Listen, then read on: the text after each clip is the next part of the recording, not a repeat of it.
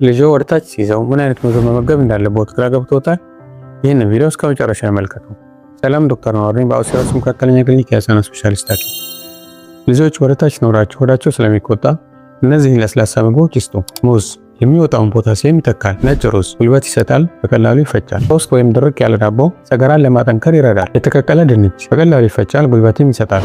እርጎ በሰውነታቸው ውስጥ ያሉ ጥሩ ባክቴሪያዎችን ይተካል። ነገር ግን እነዚህ ምግቦች በፍጹም እንዳይሰጡ። በዘይት የተጠበሱ ምግቦች ለምሳሌ ቺፕስ፣ ለስላሳ ወይም ጣፋጭ ጭማቂዎች ሆዳችንን ያባብሳሉ። ቅመም የበዛባቸው ምግቦች። ዋናው ነገር ግን የሚወጣውን ፈሳሽ መተካትና የሰውነት ድርቀትን መከላከል ነው። ስለዚህ በትንሽ ማንኪያ ORS ወደታች ባላቸው ጊዜ መስጠት። ልጁም ለውጥ ከሌለው ወይም የድካም ስሜት የሚሰማው ከሆነ ቶሎ ወደ ሕክምና ተቋም መውሰድ። ተጨማሪ ጤና ነክ መረጃ እንዲደርሰው ፔጃችንን ፎሎ፣ ኮፒ ሊንክ፣ ሼር እና ሪፖስት ያድርጉ።